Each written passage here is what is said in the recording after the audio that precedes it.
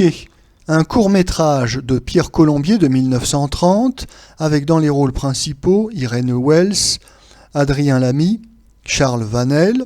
Le sujet: un couple d'Américains à la recherche d'émotions fortes est conduit dans un établissement canaille de Paris par un habile organisateur de promenades nocturnes.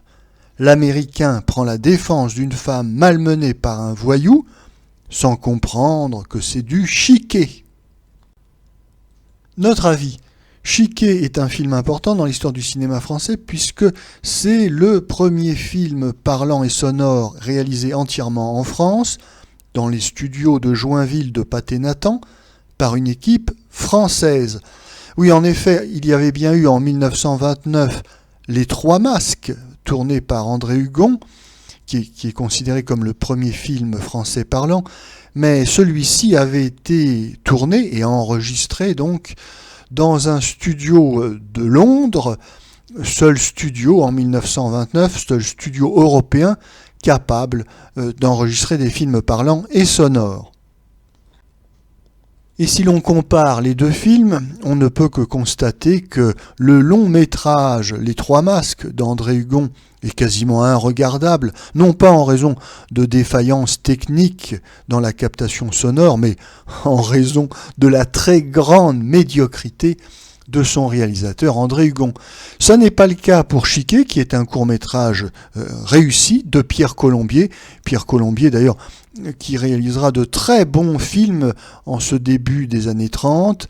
Il connaîtra un gros succès commercial avec Le Roi des Resquilleurs en 1930, mais on lui préférera surtout Le Roi du Cirage en 1931, Sa meilleure cliente en 1932 et puis Ces messieurs de la santé en 1933.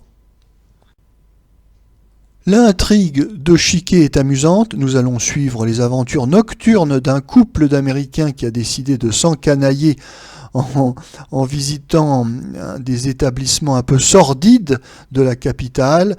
Et évidemment, quand on est un touriste, on peut se tromper entre le faux apache, c'est-à-dire le faux voyou, du vrai. Et le vrai, eh bien, c'est Charles Vanel. Et Charles Vanel, il ne rigole pas.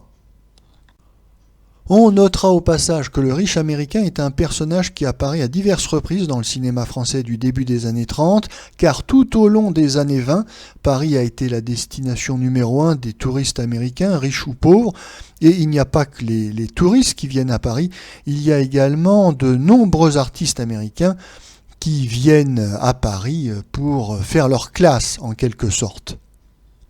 Alors, évidemment, la chose la plus importante dans ce film, c'est qu'il soit parlant et sonore. C'est sa raison d'être. C'est la raison pour laquelle nous avons droit à des intermèdes musicaux très, très bruyants. Alors, nous avons une Java endiablée, assez spectaculaire, et puis nous avons une chanson triste, très caractéristique des cabarets de Pigalle. Alors, évidemment, on est dans la carte postale, mais le cliché est assumé. Le poncif est assumé, on est là pour faire semblant, et on saluera d'ailleurs les décors de Jacques Colombier, le frère du réalisateur. Oui, Jacques Colombier fera toujours un excellent travail sur les films de son frère.